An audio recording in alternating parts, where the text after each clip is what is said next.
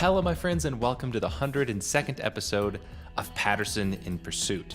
Got a really interesting episode for you today. So here's a question. Does scientific progress look like a very straightforward accumulation of knowledge? There's a big old pile of knowledge, and year after year, we just keep adding more and more knowledge over time, and eventually we have this wonderful mountain of knowledge?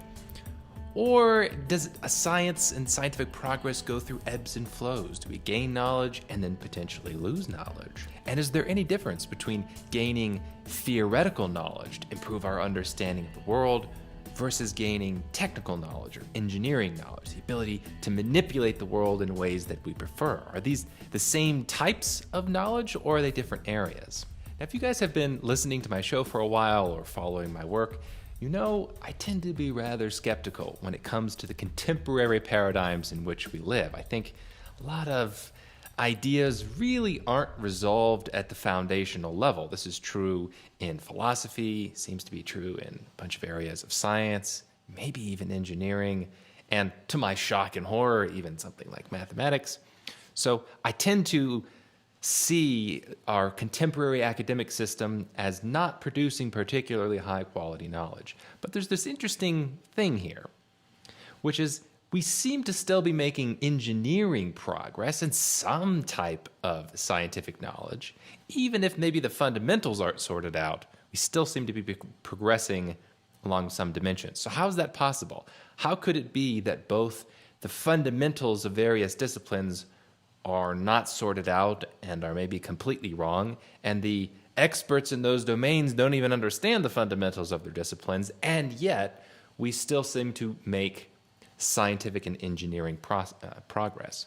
These are the types of questions I'm discussing with Dr. Geoff Anders today. Geoff is an excellent philosopher and a research program designer who's the founder and executive director of Leverage Research, which is an independent research organization located in the Bay Area. He's currently studying early stage science. In this conversation, Geoff brings up the concept of intellectual Schelling points, which is a really neat idea to explain how researchers can coordinate on a particular topic, even if maybe the fundamentals of that topic aren't quite sorted out in a perfectly logically rigorous way. Schelling points are an idea that comes from game theory. And recently, I've been hearing a lot of people talking about Schelling points in the Bitcoin world, which is unfortunate because generally when Bitcoiners talk about Schelling points, they kind of abuse the idea and they don't port the concept smoothly from game theory into Bitcoin. But this is actually a great application of it, and I'm sure you guys will enjoy it. Though I tend to be more skeptical and pessimistic with regards to contemporary and maybe historical scientific knowledge, Geoff makes a bunch of good points and is significantly less pessimistic than I am, and argues that things are in fact trending the right direction over time. So I hope you guys really enjoy my conversation with Dr. Geoff Anders. All right, Mr. Geoff Anders, thanks so much for coming on Patterson in Pursuit today. Can't wait to talk with you. Thanks for having me, Steve. I'm excited for the conversation as well. So I just want to jump right in. And I know you've been doing a lot of research on the philosophy of science and the history of science. And I want to give you a bad idea that I used to hold. I think a lot of people used to believe. And tell me what you think about it, and tell me maybe why you think this is incorrect. Sure. So the story maybe that people inherit growing up and thinking about science is that scientific progress is linear, that there's over a period of time, there's just pure accumulation of knowledge. We didn't know something, and then we know a little bit more, and then we build on it, and we know a little bit more, and we know a little bit more, and it just keeps going that way indefinitely. And I remember thinking that and just kind of, I don't know, gathering that maybe from our culture and maybe explicit education. But the more I've learned myself, I'm thinking, okay, that story is definitely incorrect for a bunch of reasons I have suspicions about. But what do you think? What do you think about that story? I think that as far as a really simplified story, it's like not completely terrible, because it's absolutely the case that one would have to figure out how to quantify across disciplines and so forth. But I think sort of on any fair measure, we're at the absolute height of scientific knowledge and technological sort of skill. So I think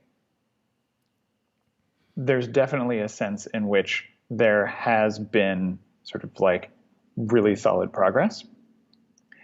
But then there are a couple things that I think are sort of wrong about this story. So the first, the most basic thing is that so sometimes we lose knowledge. This is a thing that happens. There's a number of different interesting cases. One of my favorite cases is the Antikythera mechanism. You may be familiar with this, but essentially around 1900, some archaeologists found there's a shipwreck off the coast of the Greek island of Antikythera.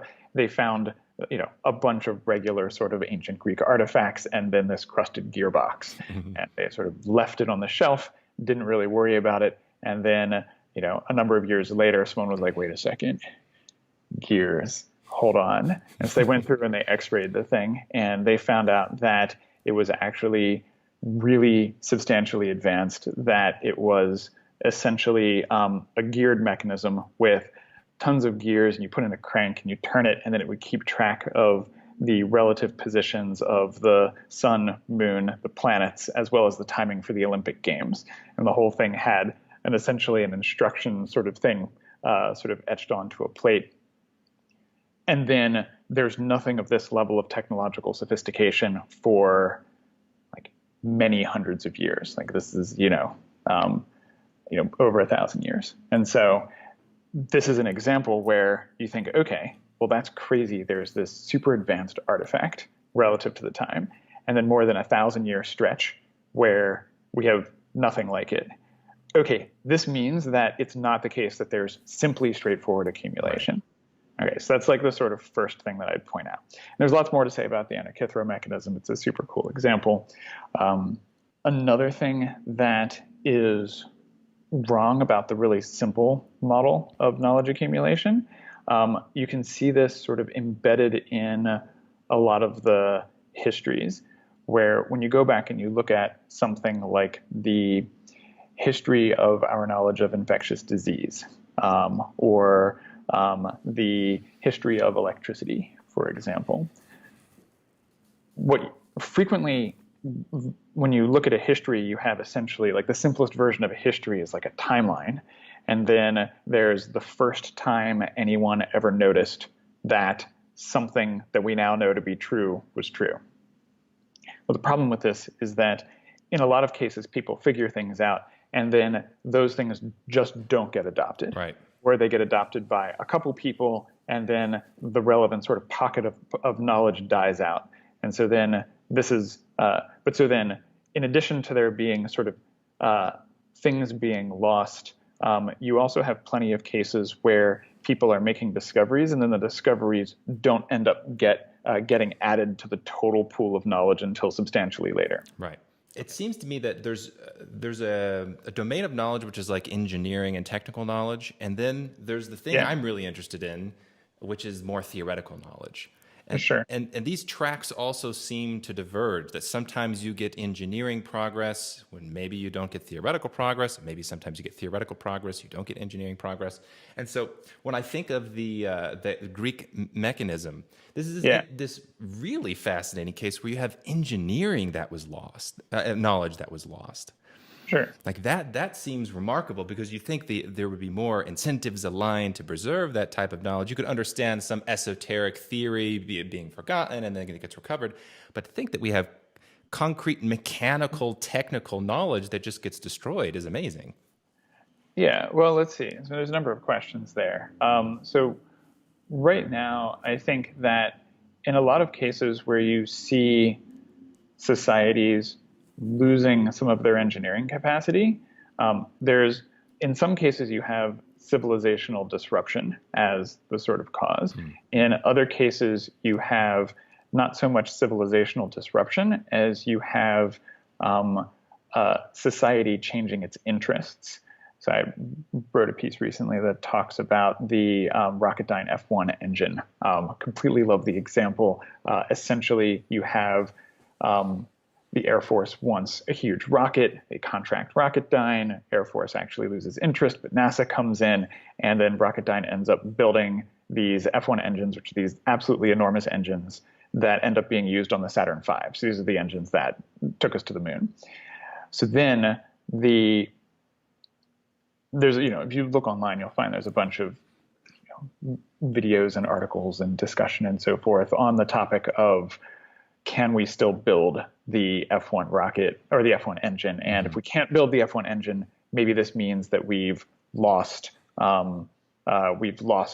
important knowledge and so forth. And how could that be the case, given the fact that this is so recent? People are like completely shocked at the proposal that we couldn't just rebuild the thing that took us to the moon. And then if you dig deeper into the actual details of the case, I think what you find is that, so first of all, the crazy thing about the F1s is that they were essentially handmade. So you have a very large number of very skilled welders or engineers doing all of these complex individual welds and essentially handcrafting the rockets. In the intervening time, there's all these technological advances. There's then much less incentive to produce nearly as many skilled engineers. And a lot of the people who worked on the original F1s have retired. And so what you end up with is sort of technology moves on. This changes the sort of which skilled people get produced. And so then it becomes hard to reproduce the original engine in this case. That's not exactly a sort of real loss of knowledge, because we now, the company Rocketdyne made designs for a more advanced engine. It's never actually been produced, but it would be the sort of thing that we could make using laser welding and machine tools and all the stuff that's been developed over the last, 50 years. But it's interesting because you can imagine what happens if we, as a civilization, there's a way in which we're less interested in space now than we were in the past. It's not that we're opposed to space exploration. We have Elon Musk and Jeff Bezos, and we really hope that they succeed at what they're trying to do. But you just have so much less sort of a much smaller share of the GDP. There's just much less total societal support. And you could imagine that if, Elon and Bezos go pick up different hobbies or something like that, and then the industry continues to change for a while, you might imagine that then we lose the ability to even be able to manufacture the things. And so this happened with Rome and Roman concrete, where the Romans had this really interesting form of concrete that gets stronger as you leave it in salt water. Modern concrete is nothing like this. When you think of things like the Pantheon or the Colosseum, you've got these concrete structures that they've been around for a long time and they look really solid. If you imagine making anything like that out of modern concrete, you imagine that thing starts to crumble. And okay, so what's happening is they're making it out of this special form of concrete. But then it's interesting. You had a bunch of these different, sort of capacities for manufacturing concrete, and then people stopped building the relevant structures. So you had the fall of Rome, fall of central support. People still use concrete in some ways, but essentially over the course of many hundreds of years, you just end up with less and less and less support for large centralized projects. At which point, people then stop understanding how to basically how to construct the large buildings. You could imagine the same sort of thing happening with rockets. So another interesting fact about this is when you're talking about the rocket scenario, that wasn't that long ago. I mean, good heavens, that was what, 60, 70 years ago? Not even that long? Yeah, late 60s, early 70s. Yeah, like when they were building that. So to think that kind of knowledge degradation can happen in a short period of time is remarkable. To think over long periods of time, if those engineers died out, you might legitimately forever lose those relevant pieces of knowledge. It also makes me think that something I'm continually learning is that there are dramatically different types of knowledge. You're talking about theoretical knowledge that can be captured in a book or an instruction manual. That's one type of knowledge that can be made explicit and maybe transferred to other people. But there's this other category of knowledge, which is the implicit knowledge. The stuff that the engineers know. They have a bunch of knowledge that they never put into the blueprints, that they just kind of poured around, that they can share amongst the others in their class. Yes. But it never gets made explicit. And that seems like that's the type of knowledge that can be extremely easily lost, is when there's some group of people that has tacit knowledge, and then for whatever reason, they aren't building the thing anymore, or they die out, or funding dries up, that kind of thing. Yeah. So, I mean, I think it's interesting. I think you can measure what a civilization cares about by looking at its words. So, like, for example, the Romans had all of these different words for power, and the Greeks had all of these different words for knowledge. We don't have as many words for knowledge. We do have an almost unlimited number of words for sending short messages. So it's like slacking, DMing, texting, et cetera. And you could just list tons of those. And that's because I think as a civilization, we are completely amazing with regard to sending short messages. You could imagine someone, well, of course you wouldn't send them a Slack message. You should send them a text message in this circumstance. Right. So we've got sophistication as a civilization on a particular type of communication. But then the Greeks really cared about knowledge. And so then they had a whole bunch of different words for knowledge. Like they had, so there's episteme, which refers to third person transferable knowledge, the sort of explicit, objective, etc. Then they had techne, which refers to technical knowledge or know-how. We have a word for that. And then they had Sophia, which refers to wisdom, or a particular type of theoretical wisdom. There's also gnosis, there's phronesis. Phronesis is practical wisdom, and there's no natural translation for that word in English. But yeah, it's interesting when you think about the preservation and decay of knowledge. The easiest thing to preserve is the episteme, the explicit, easier to, you can write it down sort of knowledge. Whereas I think in a lot of cases, knowledge traditions are based around techne. You have a whole bunch of people who know how to do a particular thing.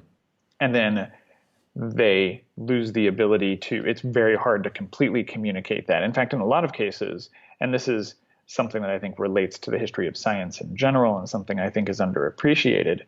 Nowadays, when people think about the acquisition of scientific knowledge, I mean, you said you're really interested in the theoretical knowledge. Well, the theoretical knowledge itself frequently, historically, actually comes after you've developed a whole bunch of techne. So you end up with an engineering capacity first before you end up with a lot of knowledge of what's going on. So like a good example here is going to be chemistry, where prior to chemistry, you have the alchemists, and a bunch of the alchemists are doing something really weird, but a bunch of the other alchemists are essentially working on figuring out how to break down rocks and materials and so forth into the relevant elements. As they're doing this, they're getting a whole bunch of knowledge of how to work with materials, and then that knowledge ends up being really helpful. But this is something that you get before you get to theoretical knowledge. Right. There's an interesting parallel here just in philosophy, which is the discussion between experience and theory. So what comes first? Do you have a theory and then you go out and experience the world through that theory? Or do you gain a bunch of experiences and then after the fact, you think about all those experiences and you construct a theory to try to explain them? Yeah, I mean, I think that it's a delicate and complex matter. It's extremely difficult to look at the world without having a whole bunch of concepts in your lens, so to speak. When you look at the world as the idea of theory-ladenness of observation, you will see the world as behaving in a way where you'll see it with a layer of a sort of interpretation added. My favorite example of this comes from philosophy. It's the idea of causation. So, if you see one billiard ball roll along and hit another billiard ball, and the other billiard ball rolls away, you think, okay, I just saw causation. But that's not actually true. If you pay close attention to what you see one motion, you hear a noise, you see another motion, you see a sequence. You don't actually see the causation. You don't perceive it. This is a point made by David Hume, and one of the few things that's largely accepted by philosophers. Of course, some philosophers disagree. But it's really interesting because then whenever you look at things and think that you see one thing as causing another, what's actually happening is you're adding interpretation. Okay, but this is true generally. Yeah. And so then in the way I think about this is that there's a relation between observation, instrument, and theory, where normally the sort of simple view is that you sort of experience, maybe people don't take into account theory latedness. They think they just have the experiences and then they observe a bunch of things and then they build a theory and then they go and the theory makes various predictions and then they go and they test it by making further observations. I think that certainly happens. That's only one really small part of the picture. Actually, I think what there is a bidirectional relation between theory, instrument, and observation. So you get you start off with a theory. You think that you don't, you're wrong, you've got a theory, it's in the background. You make a bunch of observations. The observations then inform the development of the theory. But if you're really serious about making observations, then in a lot of cases you'll develop instruments to help you to make observations. And notably, the instruments help you to make more observations, but also the observations help you to refine your instruments.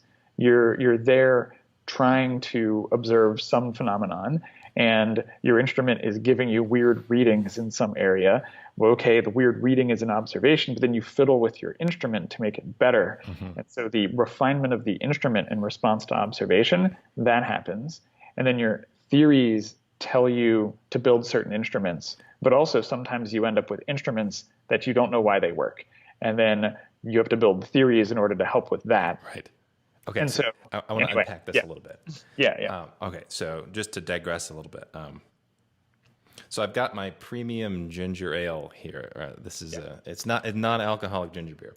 And I always like to use props whenever anything that's close by I always grab. So just to highlight the point about this relationship between theory and experience, because it's essential. Sure.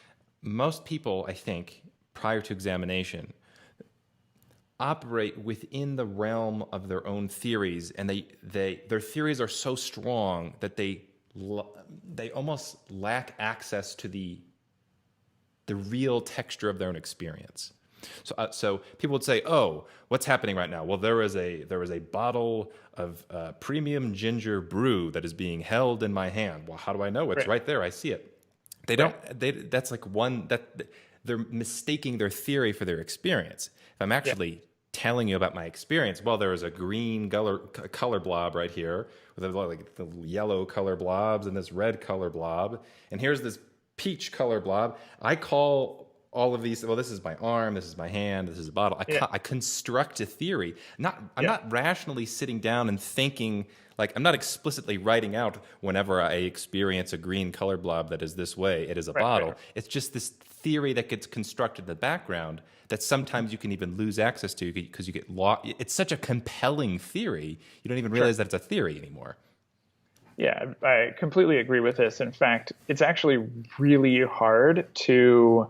So there's, first of all, a technical question about whether the mind is capable at all of accessing experience without interpreting that experience through a concept. Yeah.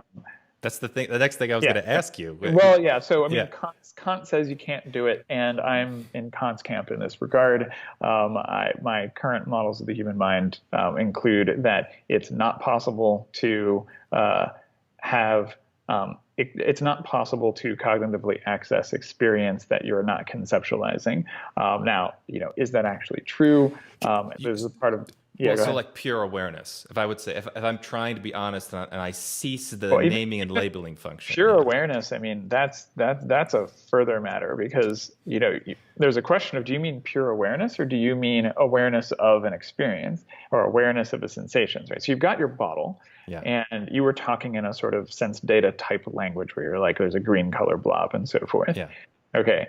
But does pure awareness involve a green color blob? Like, So it's something like that. Socrates would say, well, Steve, is it not the case that the awareness is a different thing than the green color blob, or should we say that they are the same? Okay. How about, so awareness is too hard. How about just the pure color blobness presenting itself? Yeah. Yes. Um, Does that uh, come packaged with a concept? um, well, so there's a question, and so one meta question here is, how could we know any of these different things? I happen to think that there's a way to investigate them philosophically. I also think you can investigate them empirically. But so I can tell you the state of my current theories on the thing. I currently happen to believe that the sensations themselves, or the experience, the green color blob, doesn't come with concepts, but it's always the case that the mind has to generate concepts, or it has to apply pre-existing concepts so that the experience is conceptualized in some way. So it's, and this is an interesting sort of question that covered by rationalists and empiricists and so forth, of whether all of your concepts arise from experience. But anyway, it sounds like you want to take this somewhere. Well, yeah, I want to keep going down the rabbit Yeah, hole, but I sure, actually can sure. import this back into the philosophy of science. Okay, great. So, one of the areas in which I think, from my investigation into the theory, that I find lacking in contemporary times is interpretations of quantum mechanics. Oh, So there's yeah. Okay. particular types of experiences that people are having in the laboratory, and then they explain them sometimes they explain them, and sometimes their explanation is that there is no explanation. Right. And then they come up with concepts like, well, okay, maybe reality can be in no state at all, or it's in a superposition of states, whatever that means. And I think, okay, smells a little funky from the theoretical angle, Yeah. though the practical knowledge, the techne of quantum mechanics is amazing and beautiful, it seems to be profoundly lacking in the theoretical dimension. So do you have, I don't know how deeply you've researched this, do you have any thoughts on that area in particular, and Sure. in general, that maybe the theory lags behind these experiences? Well, let's see. Yeah, sure. So I have some thoughts on that. It is really funny when you see, especially science news reporting, where people talk about quantum mechanics and say things that seem like they just have got to be straightforward contradictions. Science. My favorite one is definitely scientists in Australia prove that reality doesn't exist. Oh yeah, there's a million of those. And so it's like, Probably not. that's it's shocking. But so I think that there's actually a further concept that's really helpful, and also part of, I think, how it's important to think about the progress towards truth as part of the scientific sort of scientific enterprise, or the intellectual enterprise generally. A lot of people think that the intellectual progress it's like there's sort of two different sides. On one side, you have people who say that the thing that drives intellectual progress is the pursuit of the truth. And the things people are trying to do is they're trying to find true propositions. And when they find true propositions, those are the ones that people adopt. And so then there's this accumulation of knowledge of true propositions. Then you have people like Thomas Kuhn. The book Structure of Scientific Revolutions, I think, is excellent, where he goes through and catalogs all of these different ways that there seem to be things that aren't precisely aimed at the truth that are affecting the way that science works. And so you'll have people adopt a paradigm, even though the paradigm conflicts with some known existing evidence. And so then it's like the evidence seems to indicate that the relevant theories are not true. but nevertheless, it ends up getting adopted, and this is, and ends up being very fruitful, and then scientific progress occurs. So then you have on one side people who think that, so this can lead you to think that, well, maybe the entire enterprise isn't related to the truth.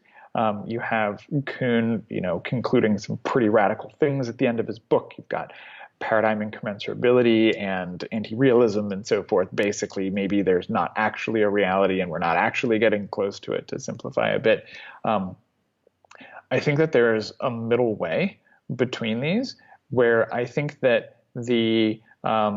and I'm about to publish an essay on this topic, but there's this concept which I'm been using, which is the idea of an intellectual Schelling point. So Schelling points, you may be familiar with those. This is basically a concept from game theory where you have, if people can't talk to each other, could they still arrive at the same conclusions? There's like if you're in New York and you can't contact the other parties and you know that you need to meet, where do you go? And then there's going to be, maybe it's Times Square, because Times Square is the most sort of evocative, available possibility, and no one has any way to find any other possibility. And so then maybe you could have people end up with the same answer. That's the idea of a Schelling point. But I think there's a type of Schelling point that is relevant in the history of knowledge and in the history of science, which is the one that pertains to the pursuit of the truth. So I've been calling these intellectual Schelling points. And the idea is that intellectual Schelling points don't necessarily need to be true. In fact, they don't even need to be propositions. You could have an observation or a set of observations. You could have instruments. You could have theories, and which would then be made out of propositions. The key thing is not whether they're true, but whether they bring in a whole bunch of, whether they attract researcher attention in a way that causes the researchers to all then be oriented on the mutual pursuit of the truth. So for example, if you look at Euclid, right? So you're like, yay, Euclid, amazing. Was it true? So you're a stickler for truth, and you use the word truth in a particular way. So tell me, okay, Euclidean geometry, true or false? False, emphatically false. Space is discrete. Yeah, space is, wow. Okay, you're going the space is discrete route. Yeah, and even if you didn't believe that space was discrete, you could maybe say that Euclidean geometry has been empirically refuted as the correct theory, if we accept general relativity. Probably if you're going for discreteness, then you're going to reject a whole bunch of different things. But okay, well, here's a puzzle for you then. Okay, given your statement that Euclidean geometry is emphatically false. Okay, well, first, was it useful in the development of knowledge? Definitely. Okay, definitely. And did that have nothing to do with the truth? So this is a fascinating question, and here's my attempt at answering this in particular because Euclid has fascinated me. It's like it's arguably the prettiest axiomatic deductive structure of knowledge that's ever been created, and it's wrong because the axioms are wrong. And this has puzzled me for a long time. Here's what I think. Here's my attempt at answering that.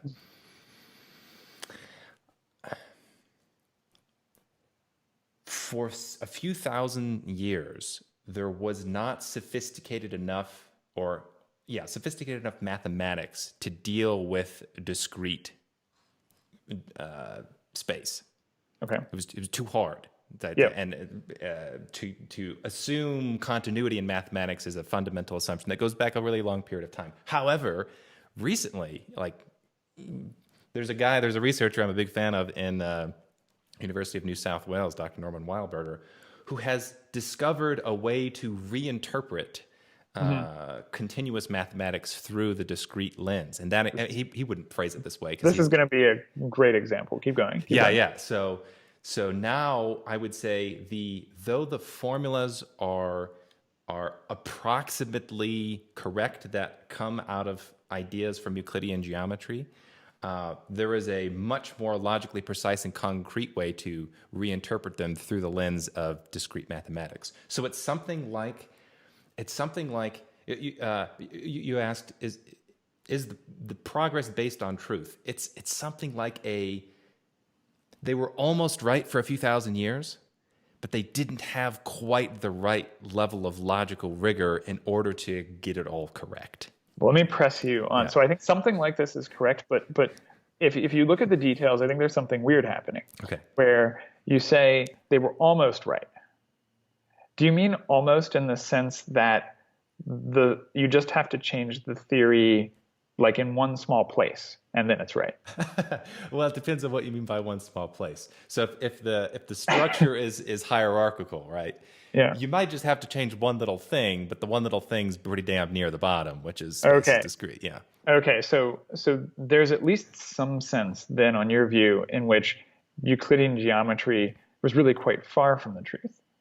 Yeah. Well, from So, a okay, from a this is- theoretical standpoint, yes. Yeah. If you're just trying to analyze the pure logic of the theory, it was very far away from the truth. Yes. Okay, well, and then this is perfect because then it's like, I think we recognize that there's something truth oriented about it, even if you think that the thing is not true. Yeah.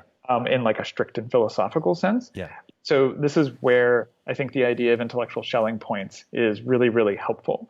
The thing that Euclidean geometry does, despite its flaws, is it causes there to be a common place for people's minds to go that make it so that even if they disagree with each other, they can all still work together. So you don't have to be a Euclidean, and you could still make an advance in Euclidean geometry. Right. So if you normally think about it like when you think about trying to get researchers to work together, this is something that's actually really quite difficult.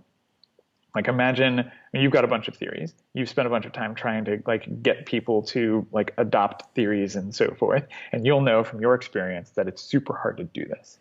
Right. Okay. Well, and then this is, if you think it's like, well, one of the problems is just that everybody disagrees, right? I mean, if we were in an area where we'd already figured out all the answers, then we wouldn't need to, then there wouldn't be a problem.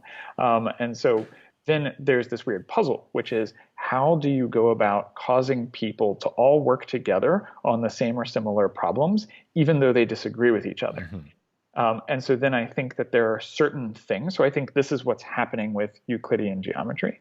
What's happening is it has a well-defined enough terminology, a explicit enough set of axioms. It doesn't even have all the axioms. Like people were disagreeing with Euclidean geometry really early on. In fact, the first construction where you create an equilateral triangle, there's just people were disagreeing that. I mean, there's the assumption that the lines don't intersect, for example, before they hit the that they intersect only once, for example. And so there's all of these tacit assumptions even embedded in Euclid's axioms. This doesn't get fixed until Hilbert, but that doesn't matter. I mean, it does matter in terms of actually getting the truth, but as far as being good enough to sync up researchers in a way that causes them to all focus on the truth. Yeah. Okay, but so then to finish this point, there's an interesting question. You talked about this mathematician who you really liked. It might be really, really hard to come up with the relevant mathematics had a whole bunch of the original mathematics not been developed. And so I think the correct attitude to have towards the truth is that the discovery of the truth goes through many different points, and then each of the sort of waypoints or the points you hit along the way aren't necessarily themselves literally the final truth, right?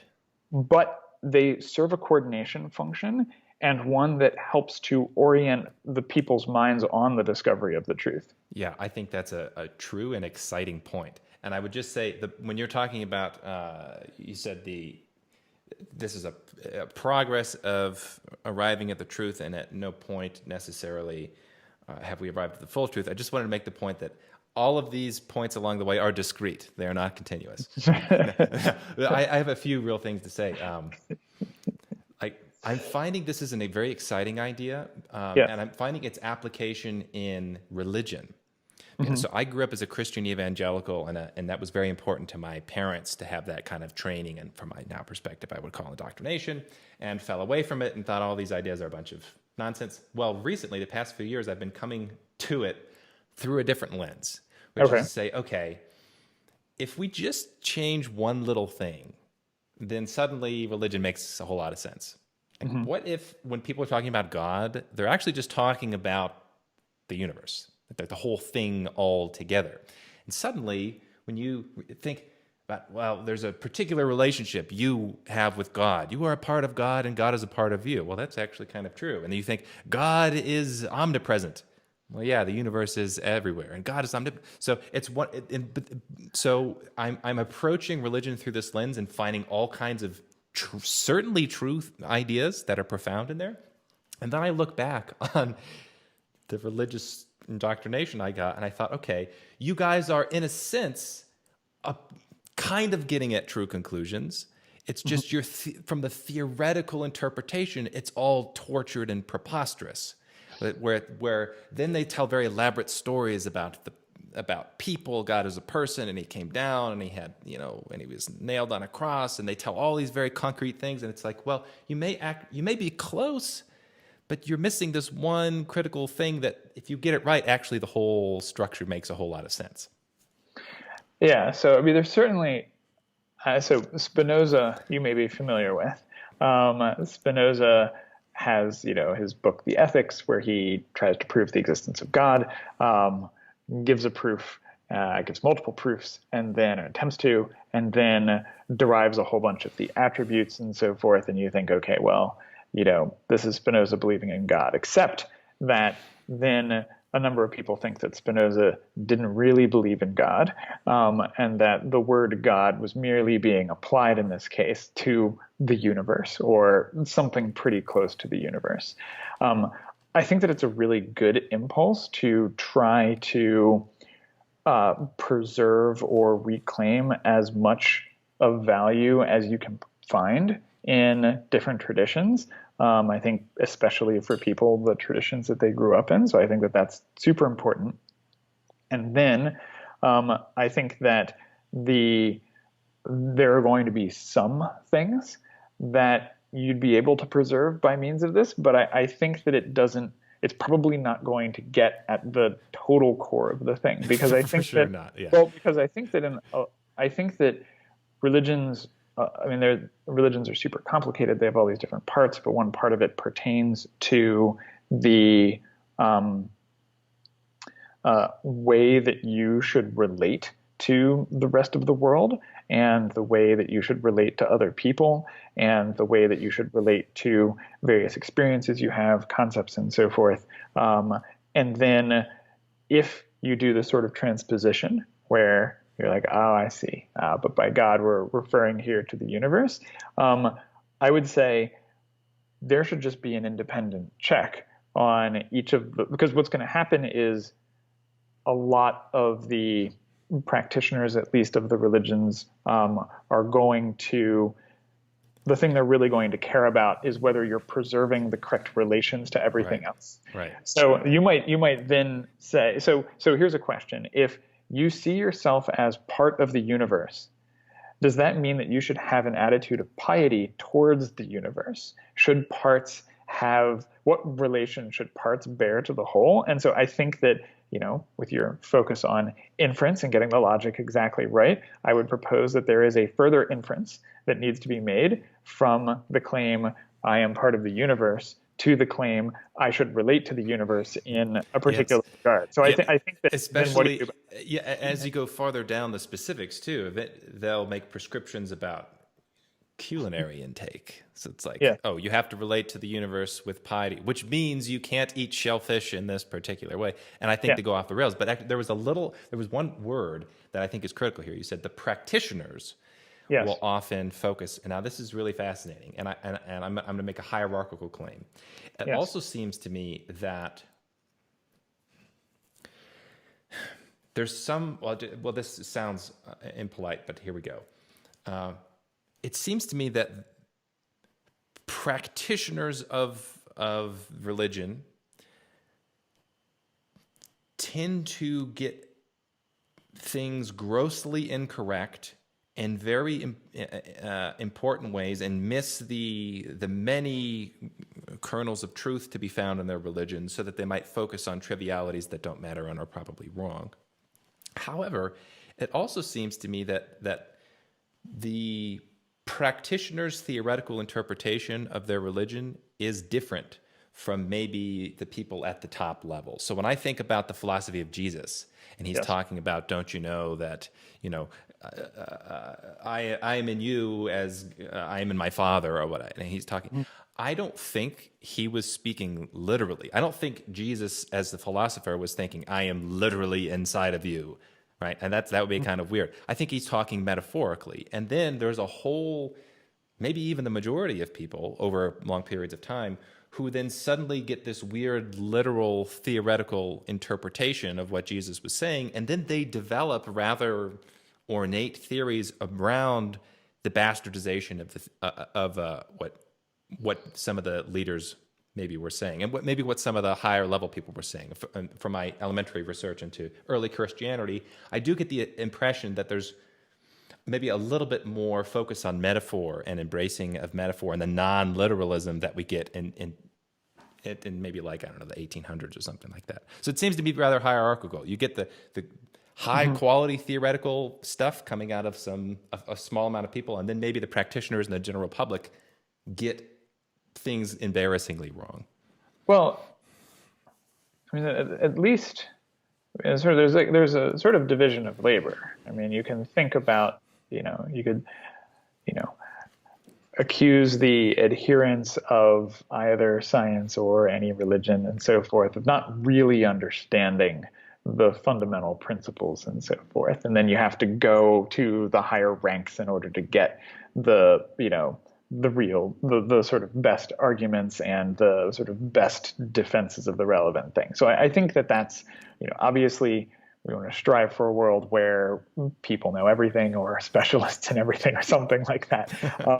But until we are even remotely close to that, I think and this is something I tend to, encourage people when they argue about religion or argue about science, to not worry so much about what your average person on the street says about the things. You want to go to the source, and you want to go to the highest quality defenders of the relevant things.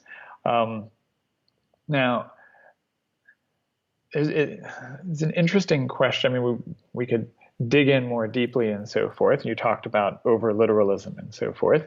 And then, I mean, all things considered, the Protestants have had substantially less time to develop their theology than Catholicism has.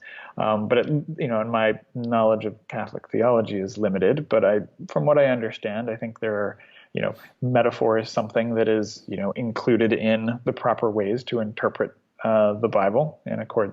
So I think that at least some religious traditions admit of metaphorical interpretations of various things. Yeah, absolutely. It seems to me that the thing that I'm looking at, having grown up in this, extreme Protestantism, is it's a mixture of anger and frustration, because it's like we were talking about before, where you can be a little bit wrong, but if you're a little bit wrong at the fundamentals, your whole thing is wrong.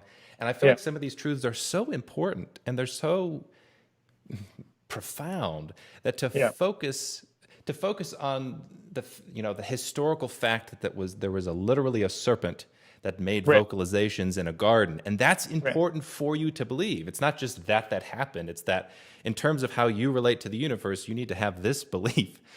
That's preposterous when you could just. There's so much truth that you can discover just about talking metaphorically. I do want to return, if I can, to take it back to science here. Sure. Okay. So another reason I found what you said exciting about the intellectual Schelling point idea, is it also seems to me that there is a, if you were to examine the Schelling point, let's call it a particular theoretical narrative, and it could be about Euclidean geometry. From my conversations, I've also discovered something delightful, which is at high levels, it Mhm. seems like people are aware that that Schelling point is wrong. So, Yes. so I Yeah. think about like in mathematics, right? Yes. Yes. When I was I started researching mathematics through logic and through philosophy because people were making all kinds of ridiculous claims that might even be logically contradictory, which brought me on this long journey. And Yes. then I dive into the history of mathematics and the philosophy of mathematics and start talking to some high quality mathematicians. And they go, well, look, the formal story is that mathematics is built on top of set theory. As Right. there are 10 axioms in the ZFC set theory. Okay. Yeah. But then they say, yeah, but it's kind of a religion. It's not really it's a story that we tell that gives structure to the mathematics that we're doing, but you don't necessarily believe all of the axioms. It's not like everybody has concluded that these axioms are true, which is not Yeah. something you learn when you're a student, when you're a PhD student and you're Sure. learning the theory because you actually think it's true. Yeah. Well, I think that this is, and it's interesting. I think, and this is something that I'm thinking a lot about, which is the relation between the authoritative use of knowledge and the function of authority versus the epistemic function. Where there's an interesting thing about school, where when you're in school, you learn a bunch of things, and they tell you the things are true. Mm-hmm. And then maybe in the back of everybody's mind, they know that in 30 years, it'll be totally different. Okay, well, that's really interesting because the things are being taught as if they're true, but the professors and the students, maybe at least a lot of people, recognize that the epistemic status is not, we know that this is the case. The epistemic status may be something much more like, these are our current best guesses, and they're not exactly guesses. We have some evidence, but we recognize that the tools are really early on, and it could be that all this stuff ends up being changed after 20 or 30 years or something like that. But so I think that a lot of times when people are interacting with intellectual material, you have to distinguish the authoritative use from the use that's designed to set you up as an epistemically equipped agent. So imagine, you've got a bunch of kids and they're learning math, and they're like, all right, the 4 times 0 is 0. And the kid's like, what's 0? And you're like, well, it's like nothing. It's like if you have like 1, but you take it away. And the kid's like, so it's nothing. And the teacher's like, yes, it's nothing. Like, how can you multiply a thing by nothing? If you multiply a thing by nothing, is it not the case that you are not multiplying?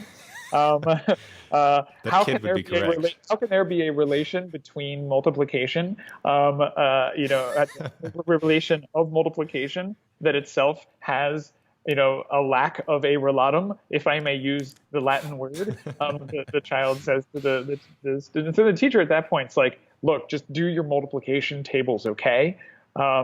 And notably, if the child doesn't do the multiplication tables, they may have this cool philosophical insight, but they're not actually going to be able to do the relevant math. So there's certainly a role for the authoritative employment of these sorts of statements, where they're like, look, this is just how it is. Or they say, well, there's a proof somewhere, I don't know, some important mathematician said so. That though doesn't mean that when you actually go talk to the relevant people who have the best command of the things that they're going to. In fact, the people who merely receive the things authoritatively are going to have a lot more difficulty making really substantial breakthroughs. I think that if you accept a whole bunch of things authoritatively, you can make incremental advances, but you might be in favor of challenging your assumptions, but it's too hard. How are you going to figure out which assumptions to challenge? You received 1,000 propositions. So you're going to challenge all of them at the same time? Well, then it could be anything. You don't know. Well, you'll just challenge a couple. Well, which ones? Well, you don't know, right? Well, so then I think that the people who, and so then I think that there's this difficulty figuring out when things are being advanced authoritatively versus when they're being advanced in a way that notes the actual epistemic status. Can I add one more thing on Yeah. mathematics for this? So for example, it's an interesting question what actually keeps mathematics together as a field. You could say, so first, naive view might be, well, they all believe the axioms. Okay, well, they don't believe the axioms. Okay. We might say, well, they at least all agree that you can infer these things from these other things. Except that there you might then be tempted to say, well, what exactly are the claims about? I mean, some of the mathematicians are going to be formalists, or they're just going to say, look, so some you'll have are Platonists. They'll say we're talking about mathematical objects here, and then some you'll have believe that we're not talking about mathematical objects, we're talking about concepts. And then you'll have some who say, well, actually, math is you have things written down. And then after we write down some things, then we write down other things. So the mathematicians don't have agreement at that level, but there is a cohesion inside of the field of mathematics that keeps it together. It doesn't actually split into the Platonists on one side and the formalists on another side. So that means that the thing that's actually holding it together isn't agreement on the propositions. Some of them are going to say, like, look, just look at we have practices that after we write these things, we write these other things. Okay, but so then is a really interesting question. What is the thing that's holding the whole thing together? Okay, a few points. First, I think that's generally correct, but in mathematics, there do seem to be structures of math that are built out that are unique to the conceptualist school versus the Platonist school versus the formalist school. So, for example, if you have an assumption about processes existing outside of the mind, you might be more favorable to the axiom of choice, which Sure. results in something like the Banach-Tarski paradox, which I would say doesn't make any sense. But if you have a different philosophical assumption, then you don't actually get some of those concrete conclusions in mathematics. Well, except for the fact that then you'll notice that only philosophers will say the thing that you just said.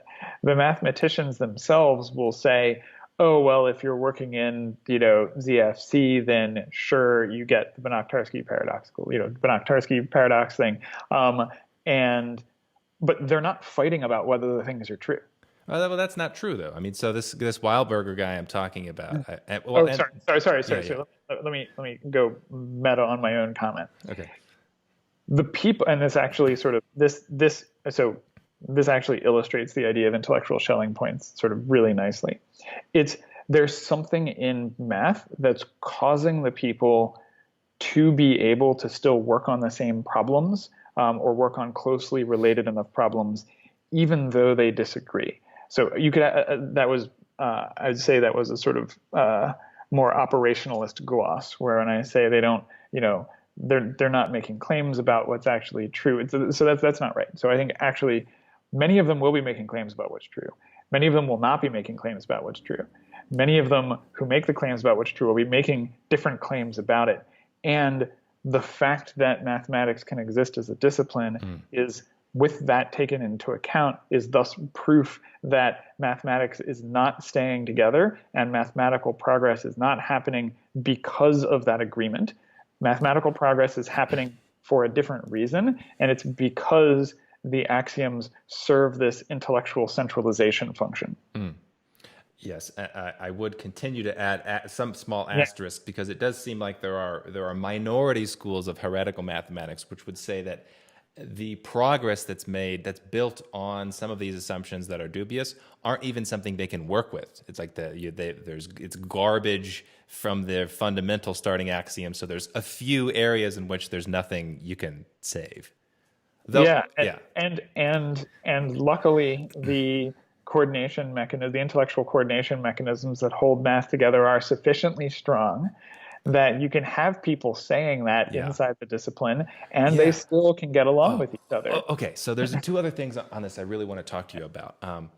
One is there's When we're talking about intellectual progress, one could look at the coordination of the practitioners.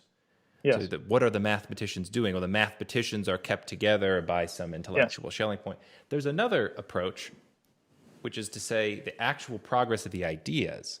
So just to illustrate the principle, if I were to talk about the progress that astrologers are making because they are unified around a particular Schelling point and are creating their various structures of knowledge, they're built on Well, is that chromi. it? Well, but are there such intellectual Schelling points for the astrologers? Are they I don't know actually anything about relevant? astrology. Well, so but the thing is, there should be real examples here, right? Because Well, if math, I mean, some well, domains no, of but math. this is Yeah. exactly my point, which is Yeah. that if we don't yet know the truth, or even if you use special philosophical methods, which I know you're a fan of, in order to figure out the truth in advance, then you figured it out sort of well in advance of everybody else. Nevertheless, then the group hasn't figured the thing out. And there's this question of what produces the sequence of steps that then results in the people actually getting the answer. And so then I would say that, in order, it would be a very interesting phenomenon if there were intellectual Schelling points inside of astrology that enabled the astrologers by their own lights to make progress. So my current view is that if you look through and look at functional versus dysfunctional fields, the thing to look at is intellectual Schelling points. And so you'll have, and this is why you say, well, the thing to look at is the truth. So I think you're on the one side, and I'll say that it's not the case that that's exactly the thing to look at. The thing to look at is related to the truth, but it's not the same thing as the truth. You'll grant that there was progress in mathematics from Euclid on. Yes. Okay. Despite your thinking that that's not literally the ultimate final answer as revealed by philosophy. Okay. And the practitioners themselves had all sorts of different views about, what really was progress and what really wasn't. And so then my claim is this is the sort of the thing that's really puzzling about advances in knowledge. We don't actually have the answers in a lot of cases. And so we can't use the answer as the way to tell whether we're making progress. Right. And that is unique to mathematics and some areas of philosophy, because by virtue of the domain, you're talking about a subject matter in which you have all of the tools to know the truth if applied correctly. So like if you're talking about logic, for example, whether or not there are logical contradictions is something I think we can already, it's unique in that we can know kind of once and for all. Yeah. So, I mean, I'm, myself, very partial to the idea that we can use logic and special philosophical methods. Like, I think there's this like particular approach to philosophy that does yield knowledge. But the thing that's notable is that, like, compare math and philosophy, for example. So whereas both math and philosophy use logic, okay, but math is very palpably making progress and philosophy is making substantially less progress. Well, why is this? Okay, if they're both using logic as the sort of means for making progress, right, then there's this sort of important and interesting surprise in that the thing is working in mathematics and working substantially less well in philosophy. Well, I think that this has to do with this intellectual Schelling point idea where you need something to cause the researchers to all work together enough to be able to error check each other and give each other feedback and all of the like benefits that come from collaboration to get the views to the point of transferability. And I think that the intellectual Schelling points like are substantially better in mathematics than they are in philosophy. So I don't think philosophy has made no progress. People who have specific philosophical views will look back and say, this one philosopher said a really good thing in this one text. And then if you like look through the history of philosophy, you're like, progress is being made because more good arguments are being hidden in the massive sort of, mound of philosophical writing. But I think that in looking at the accumulation of knowledge, you want to look at what the group ends up adopting. And I think there actually are a few examples in philosophy of things being widely adopted. So one of them I mentioned before, this is the Hume point about us not perceiving causation, and thus causation being something we conclude not merely from our experiences, but we have to try to infer to it or something like that. Another example, which also relates to induction, you may be familiar with Goodman's new riddle of induction. It's so good. So all right, well, so imagine, so let's go through it. This is a lot of fun. So imagine that, you believe in induction and you have this bag of gems. So you open up the bag and you don't know what colored gems there are, and you pull one out and it's green. Oh, is this the Gru example? Yeah, yeah. I didn't know the name of it. Yeah. Okay, yeah, no, this is Goodman's thing. Yeah. But well, why don't you go through it, actually, because it's a good case. Yeah, it's really fun. So, so you pull out a gem and it's green. So you're like, okay, green. Okay, and then you pick out another gem and it's green. And you keep picking out gems. You pick out many, many gems and they're all green. Clock strikes 12. Now you're going to pick out another gem and you want to use induction. Well, induction's, the idea that the future will resemble the past, or that the superset resembles the subset, or something like that. And so because they've all been green so far, you infer inductively that the next one will be green. Then some aliens show up, and you're about to draw the gem out of the bag, and they're like, wait, we got a prediction here, and we predict that the gem is going to be blue. And you're like, well, that's obviously contraindicated by the evidence. I have this long series of green gems that I've selected. And the aliens say, well, hold on here. Green, blue, these aren't our native concepts. We use this other concept, which we call GRU. GRU means, we've managed to figure out how to translate it. It means, in your language, green if before 12 o'clock and blue after. Now, all the gems that you have pulled out are both green and before 12 o'clock. And so they're GRU. And so if all the gems have thus far been GRU, then using induction, it would stand to reason that the next gem pulled out would be also GRU. But there's, the clock has struck 12. And so now a GRU gem will be blue. And so that means you should infer that the next gem you pull out should be blue, not green. And we used induction also. Okay, so then you think, okay, that's a problem. We're both using induction. And if we're both using induction and we get different answers, what do we do about that? You might say, well, look, I have normal predicates, though. I'm using green and blue. You're using these weird things, GRU and, GRU. This is like obviously this made up thing. My predicate green is more basic. You have to define GRU in terms of green and blue in this particular way. And the aliens say, whoa. I mean, we were going to say the same thing to you. You have right. Really weird, unnatural predicates, green and blue. We have the natural predicates, GRU and bleen. GRU, of course, in your language, meaning green up until 12 o'clock, blue after. Bleen meaning blue up until 12 o'clock, green after. And so then we can define green as being GRU until 12 o'clock and bleen after. And we can define blue as being bleen until 12 o'clock and GRU after. So we're the one using the natural predicates, and you're the ones using these strange gerrymandered predicates. Okay, so that's the new riddle of induction. The upshot from that is, even if you just grant as an assumption that induction works, you can have opposing predicates such that if you do induction on the same set, you get different answers. And so then maybe you conclude induction doesn't work. Maybe you can conclude that there is some special way of picking out what the correct predicates are that you can do induction on. But at least it's, not trivial to figure out what follows, even if you grant that you're allowed to use induction. Mm-hmm.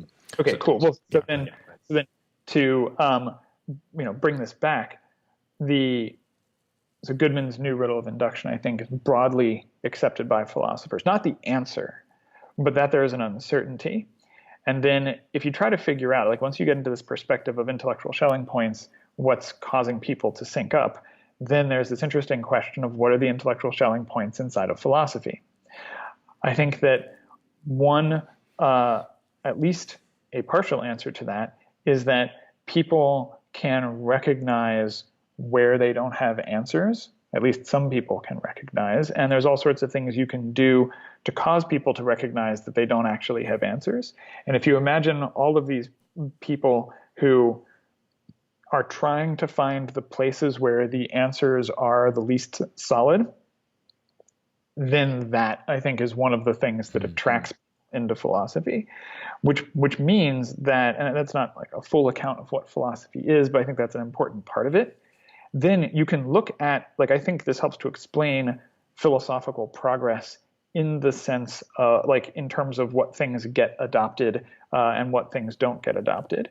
I think that Hume's observation about causation, or his claim about causation not being perceived, was largely adopted. I think that Goodman's view was largely adopted. Very, very little is largely adopted in philosophy. But both of these things are examples of things that we don't know.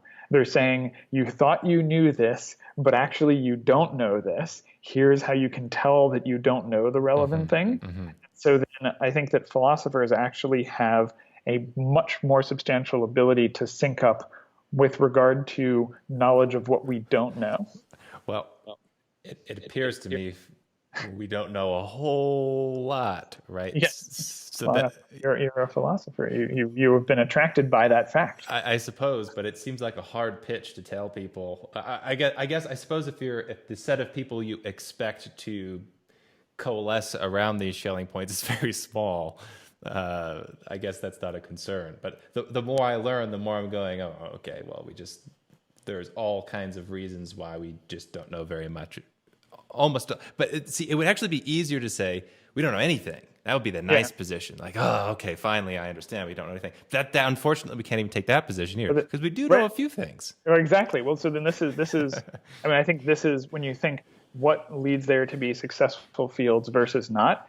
It has to be that the fields allow people to come together and think together despite disagreement, because that's the whole point of the field, is to work the thing out. If there wasn't any disagreement, you wouldn't even need to do that. But so then I think that in mathematics you have, common language, methods for checking whether something follows from something else. You have commonly accepted axioms. Of course, you don't actually need to accept them. They happen to be fruitful if you follow these methods that we can show you how to follow, or we can show enough people how to follow. Then philosophy doesn't have that. There might be things in philosophy that have been discovered, but this wouldn't be a case of knowledge accumulation, because for it to get to the level of in order for it to accumulate, there have to be enough people all able to look at and interact with the same phenomenon, which is why I think in philosophy, knowledge of what we don't know has more of a tendency to accumulate than, for example, like suppose that the claim that space is discrete is actually true. That claim has been being made for a while. There's a bunch of different philosophers who make it, and yet it's not really sticking exactly. And that's because philosophy is this area that draws in all the people who have, who are recognizing the sort of higher levels of confusion. Yeah, well, I mean, I would also lay part of the blame here on the mathematicians. I'm fascinated by the history of philosophy because, I'm sorry, the history of mathematics, well, the history of philosophy as well, but there has been a consistent story, which is that the mathematicians come up with a useful and fruitful formula that is logically ungrounded.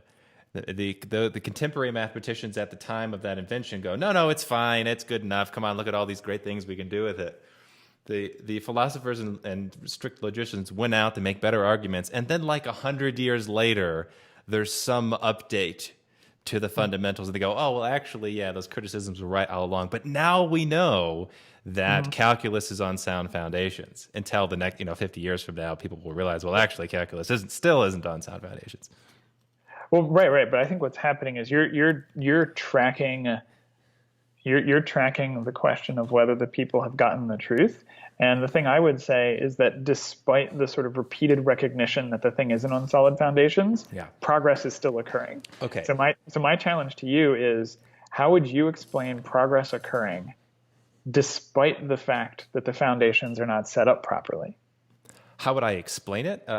Because you could imagine an argument that said, well, in order to make progress, you have to have truths and be building on truths.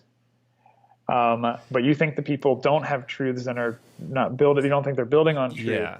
So I think you should conclude that they're not making. Right, to put this more, I don't know if this actually represents your position, but to argue it, it seems like you should say that they're not making progress. And I think that they are making progress. Well, it depends on what the goal is. So if the goal is okay. So hold on, wait. And then I think there's a way in which you suspect that they are getting closer to the actual truth. Okay, here's my best guess right now. Yeah. They are mining valuable gems that will eventually be polished and refined into the truth by future thinkers. Yes. And you'll notice that that's what happened in every successful science. Is that the case? The claim? Yeah. Yeah. So you could look at, we're looking at the history of electricity right now. People will know more about the history of physics, right? But so in physics, for example, are we at the final physics? No. How do we know that? Because general relativity and quantum mechanics have not been reconciled. Okay. So then quantum mechanics and general relativity are themselves, in a way, these not yet fully polished gems. There's still something in there, right? And so I think noting where the things are logically inconsistent or haven't been reconciled or the foundations aren't set up help to remind people that we're not yet there. But I think that what's happening is we're accumulating value and getting closer along the way.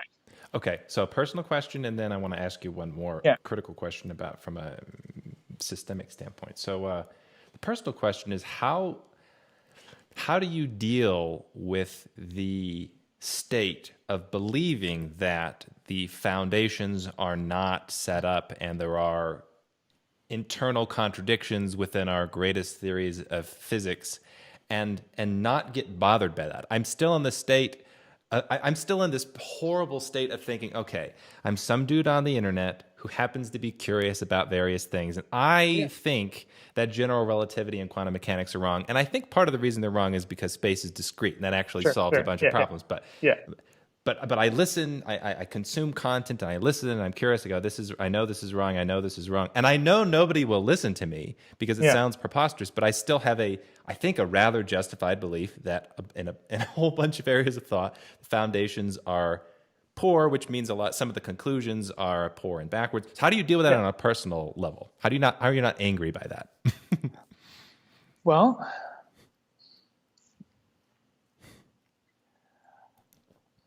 do you feel frustration? No. I mean, I'm trying to remember. I definitely, many years ago, had many arguments with people on many topics, and found it to be sort of shocking how hard it was to communicate certain types of things. But since then, I've spent a lot of time thinking about what the overall process towards knowledge looks like, as well as things that can help to make it faster. And so something like, I've come to understand why a lot of the things are the way they are, while at the same time, and I'm still think that there are ways we can do things much better. But so, for example, the take this idea about the discreteness of space and a sort of a particular logical approach to answering particular philosophical questions. And imagine that we're in the world where that's actually right.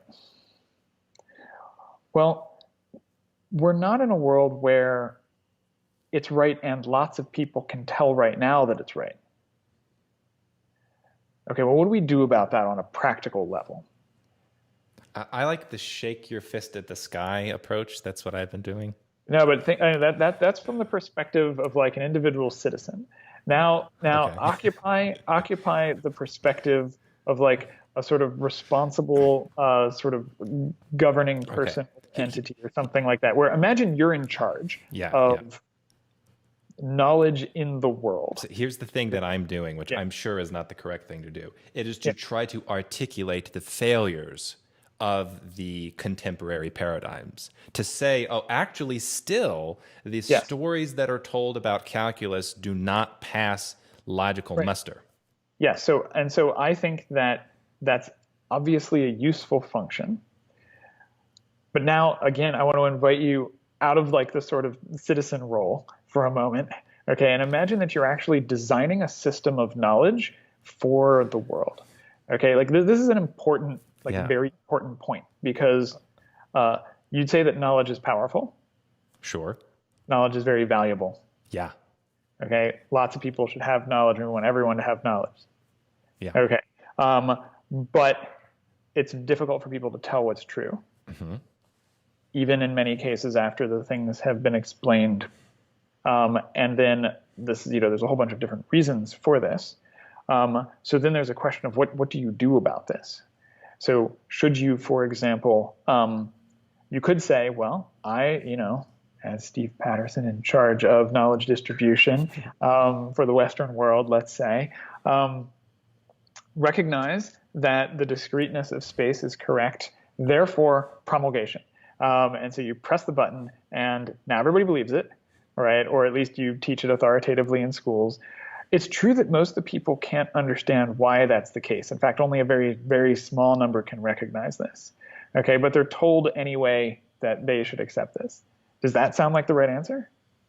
Well, so it depends, I guess, on how closely connected you see humans. So like my running theory about the world is there are a few isolated minds that get it and that understand things maybe at a higher level and just get to sit back and bask in their greater understanding of the world, and that's the end of the story. There is no button pushing, there's no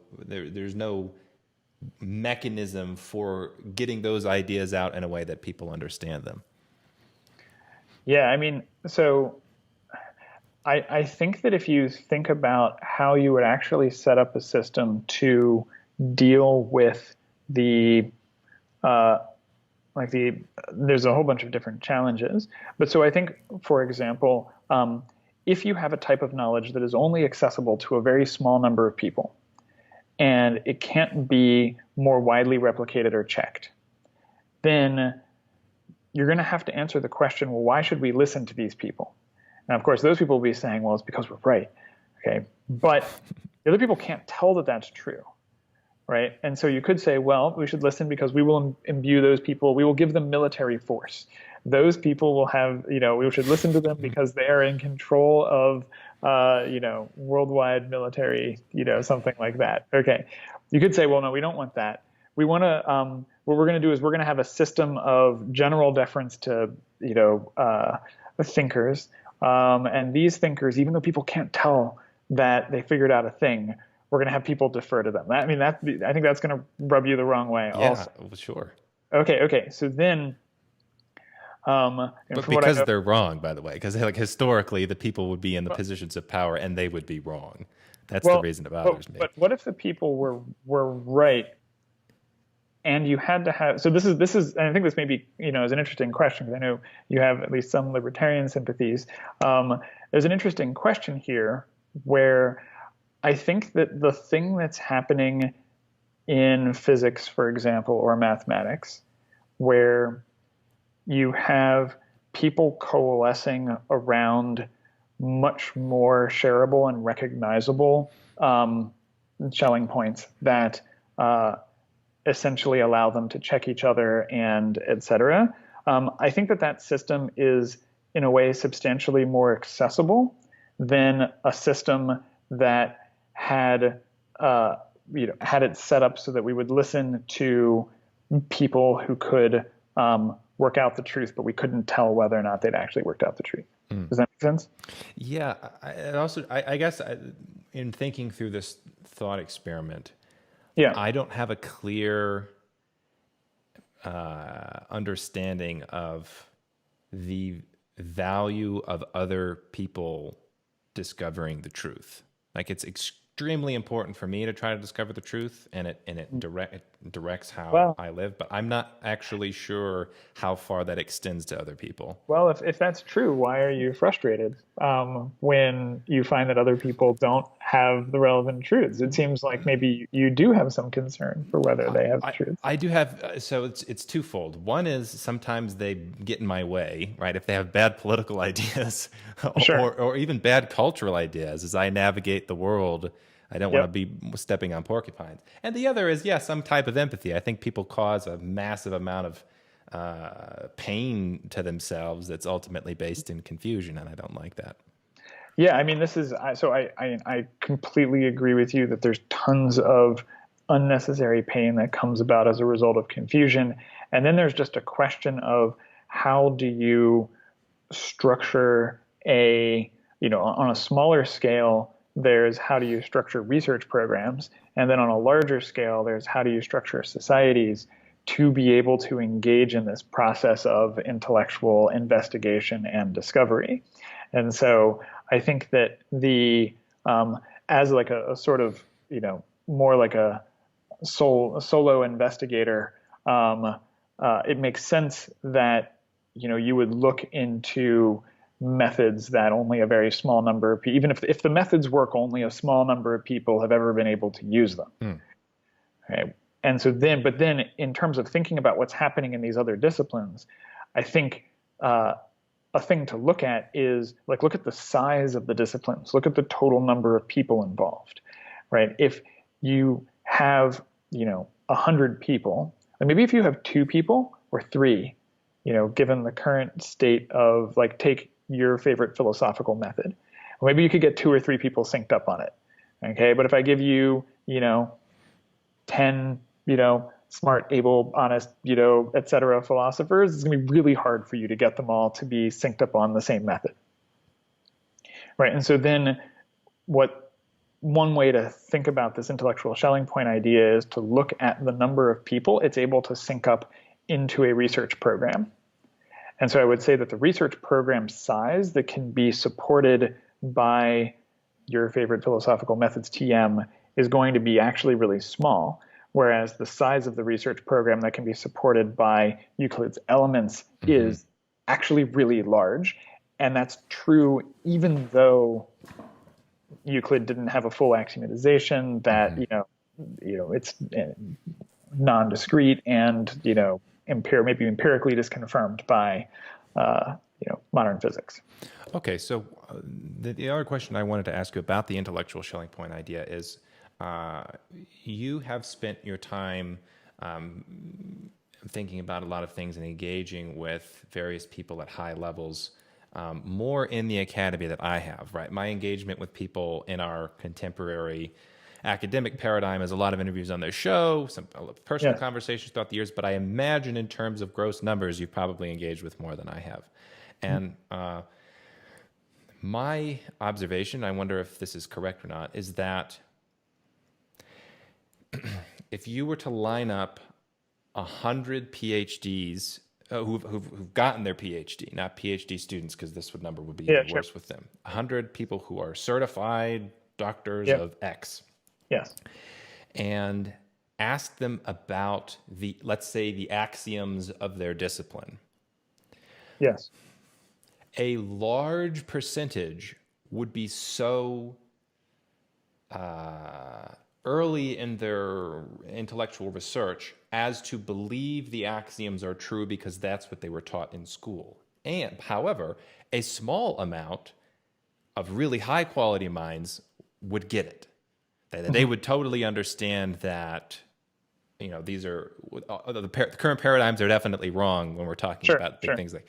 So if I were to put numbers on it, I would say, just in my, you go to a faculty, like I actually had to do this when I was traveling around interviewing people. Is I would go to the faculty pages of universities that I was in proximity Yeah. to and try to find high quality researchers. So I would go through and like do a little bit of reading and look at their CV and be like, oh, this person's guaranteed to be terrible. This one's terrible. And I would try to find the really good ones, and I would still sometimes be grossly underwhelmed. So I would look at it something like 9 out of 10, 8 out of 10, maybe more than that.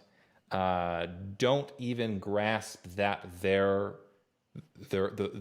paradigm and the Sherling point that they're working around is definitely wrong. Do you think that's an overestimation?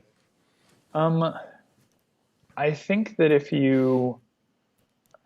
we'd have to get the sort of the claim exactly right, but I definitely think that a very large proportion of people in the fields don't importantly recognize the epistemic quality of the material in the fields. So I put it like that. So to make it more concrete, yeah. like in mathematics, the majority of mathematicians that one encounters, actually maybe even more so in math than other disciplines, I'm not sure, but the majority of your average mathematicians are not going to have deeply thought about the epistemic status of ZFC set theory. They might not have even Yeah. entertained the idea that those things might be completely wrong.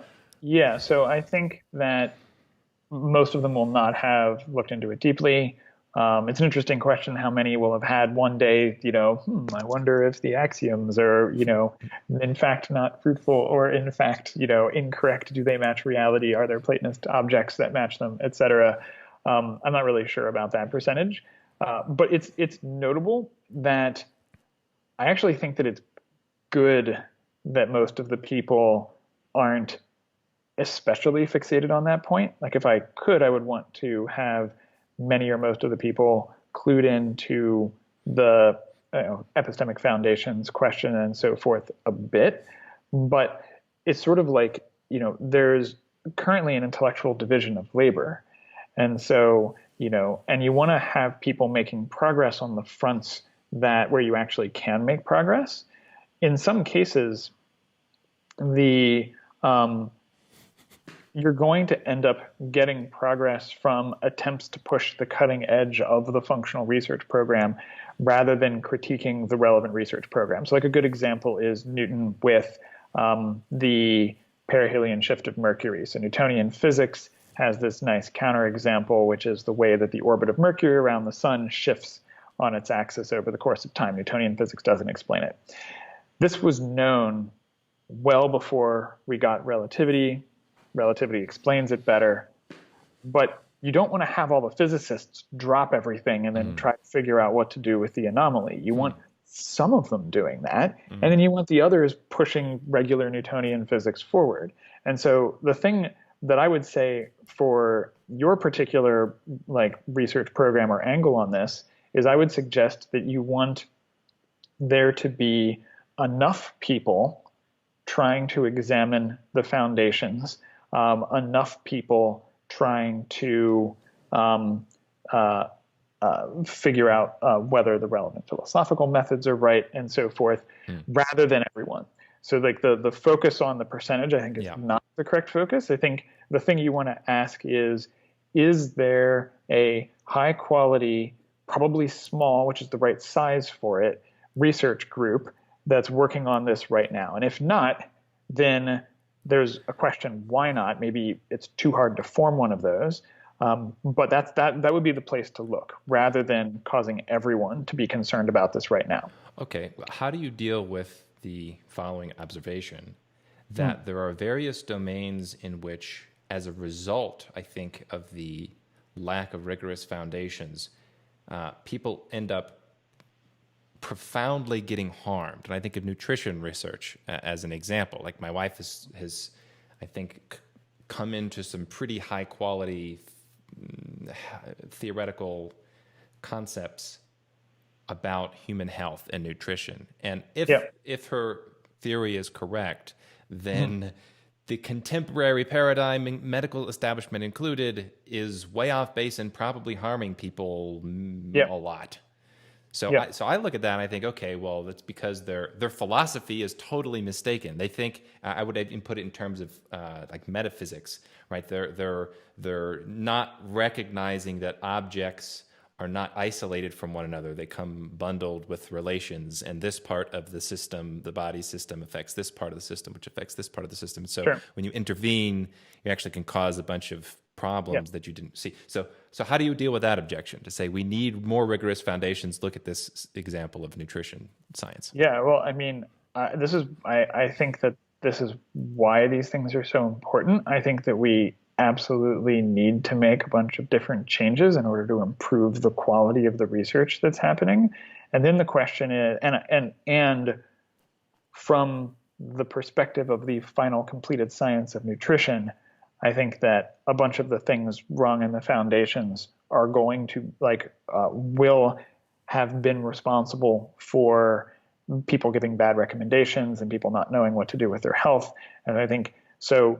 But then there's a question of what do you do about this, where most of the researchers just aren't equipped to challenge the foundations themselves. And so thinking that that's the sort of point of intervention. So it's like I agree with the problem, and then the question is, what's the correct point of intervention? I think the correct point of intervention here, and nutrition, so I study early stage science. There's this question of how do successful sciences get started, and I think that nutrition, or I'd say even more generally, health, is a really good place to look. My guess is that the problem is going to not be as much a failure to build up from rigorous foundations, as opposed to a different problem, which is not having as many researchers build generalist models in a way where they can all then check against each other and improve the generalist models. So my guess, I don't know, but my guess is that in the case of your wife and nutrition, like trying to figure out what's happening there, it wasn't an attempt to actually derive everything out from that's true. principles. But what it was a substantially more generalist approach that tried to then take. So it's like, okay, why do we have in a bunch of cases like less than stellar advice coming to us from the medical establishment? Well, it's because in a lot of cases they don't have the answers. Okay, why do they not have the answers? Well, a lot of people would love to get the answers. You got a lot of well-motivated people, and somebody who figures out the true theory of health will also get status and prestige and all of that. And so people like to say, well, it's incentives. There's like more to be said there. But I think the thing I'd say is that there really aren't well-established methods for approaching things in a generalist way. So this is something that we see as we examine the history of science. Early on, people are much more, there's a transition that happens from the early stages where you have substantially more generalism through to the late stages where the thing is specialized and precise with an established terminology, with an established set of methods that you can use. And so I suspect, there was an absolutely enormous increase to the total amount of funding that went into academia and scientific research over, since World War II, for the last 75 years. And I think that if you add so many people like that, it's a pretty difficult thing to ask for all of them to invent new methods and et cetera. But with so many people, it's really likely that the thing that will happen is that people will try to find methods that are much more established, much easier to agree upon. And so then my current guess as to what's happening here, and this is something I expect to research over the next little bit, but my guess is that you have a very large number of people doing research using established methods, and you have substantially fewer people doing research in a way that matches what happens at the early stages of the development of sciences, where people are, developing theories with less standardized terminology, doing things that are qualitative rather than quantitative. It actually takes a long time for a field to get to the point of being able to be quantitative. Developing instruments that relate to the theories. Like we've got a whole bunch of really advanced instrumentation to help us understand what's happening in people's bodies. But we don't have like a health meter. We can't point at the person and be like, okay, your health score is 72. Right. And that's because we don't have theories about what that is. And so then I would suggest that the real problem isn't building up from the foundations. The real problem is not having enough research effort going into the development of early instruments, development of generalist models, and things like that that would specifically aim to have us understand things like health. I think that's largely correct. Though I guess I would say when I'm thinking of building things up from sound foundations, I'm not necessarily proposing that we come up with a full and complete metaphysics of health before we discover anything. It's more like it's more of a methodological point that if you're the correct approach to health research is one that recognizes the value of the generalist model. So it would be the one that recognizes the complexity of the discipline and how when trying to gain knowledge about health, we have to rely on anecdotal experience. And we have amazing tools about getting higher quality data on the internet at a low level. So it's like a methodological point about approaching it from the right mindset. Yeah. Yeah. And so there, I think this is the sort of place where you have to separate there's the question of how do you acquire knowledge, and there's a question of how do you fix bureaucratic systems. These are two separate things. But like if you just all of a sudden had, practitioners sort of open the floodgates so that they would now listen to a lot of anecdotal evidence, then you're going to end up with a lot of variation in recommendations that comes out of that. And then how does that fit with our legal system? Somebody gives a recommendation on the basis of, okay, so you could say, we need to fix that. Well, yes, definitely we need to fix the things, but let's separate the problems, right? So this is why I think that I'm most optimistic about there being special research groups and teams that make progress in sort of like they would make progress with this sort of generalist type model and get it to a point that it was then it then became possible to spread more widely.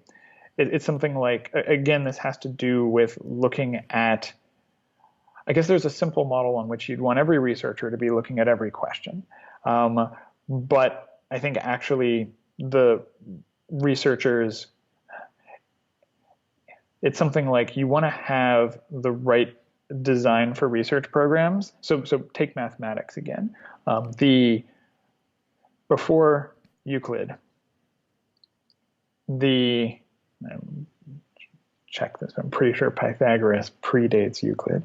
You got a whole bunch of different methods for people coming up with mathematics, but it's not something that's nearly as shareable.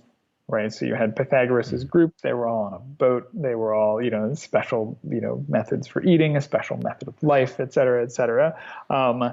And that, there you have a small group that's more tightly coordinated that then is going to be able to share information internally better.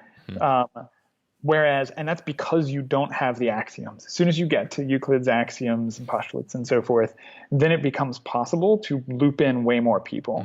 And so I think like the same thing is, true for, and we said we're studying the history of electricity. It's like pretty hard to study electricity early on.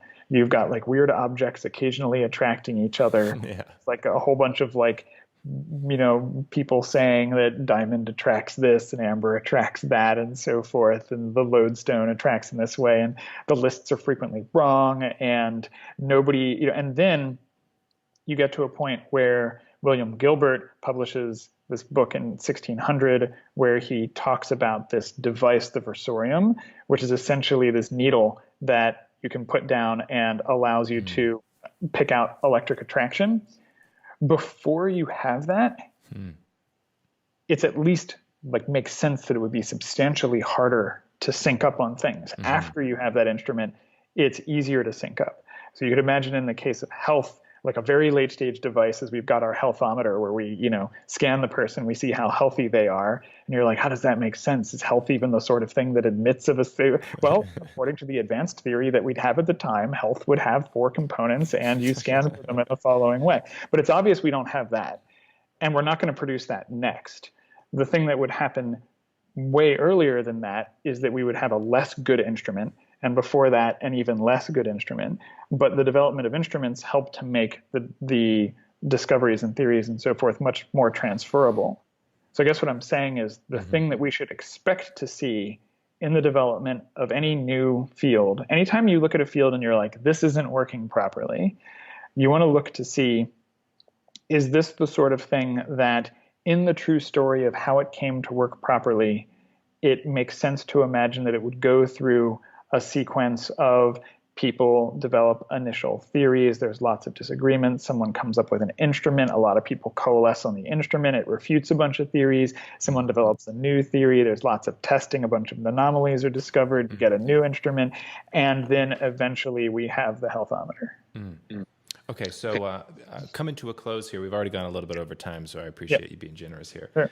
When you are looking at the big picture of scientific progress or knowledge production at present, yes, do you think, in general, we're at the peak, right? There hasn't been a higher point that we've been before, and I'm generally optimistic and thinking, okay, well, we've done a pretty good job. Or do you look at it and say, okay, though we may be at the peak, like if you're looking at the exponential curve of how these things should accumulate, we're like right at the bottom and things are really terrible right now. My orientation is I generally look at the state of knowledge production and think, it's terrible, but you've done more research than I have here.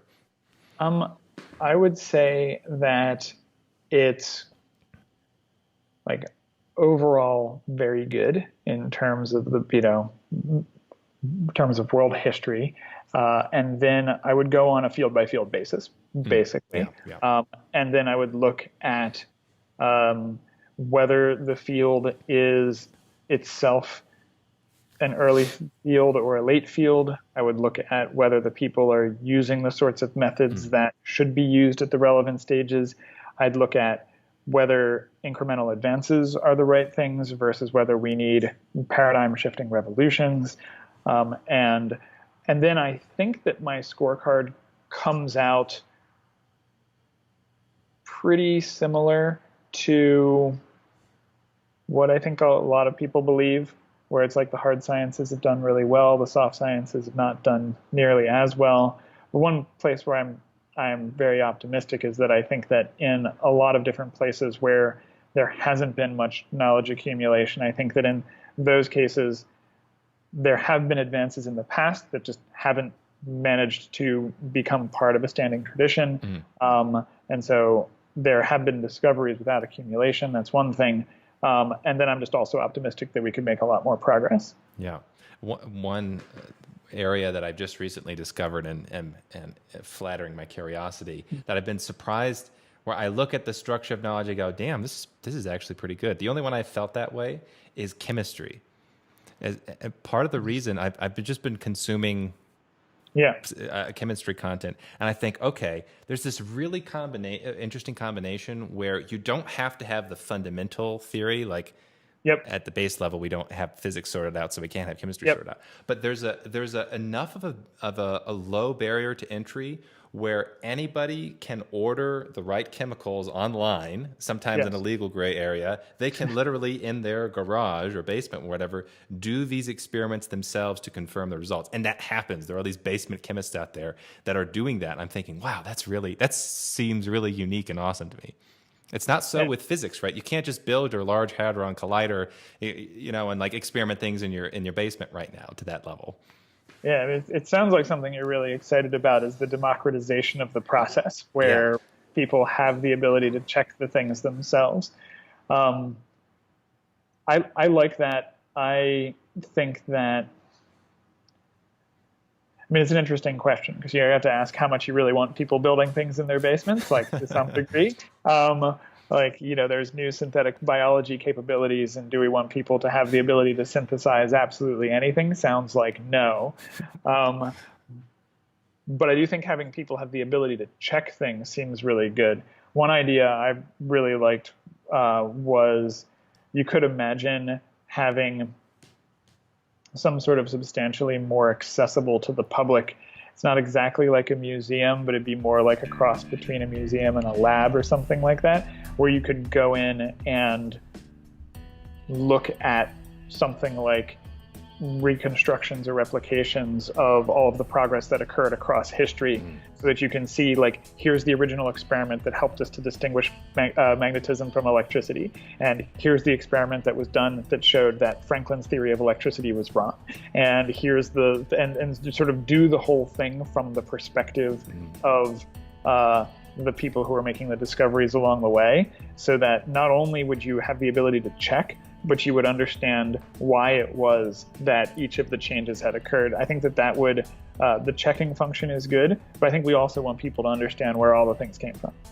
I think that's a really cool idea. I would pitch that to somebody, and I would definitely attend. I would be an early attendee of that museum. Awesome. All right. Hey, this has been a great conversation, Geoff. Yeah, I appreciate your time. Yeah. Yep, I really enjoyed it. All right.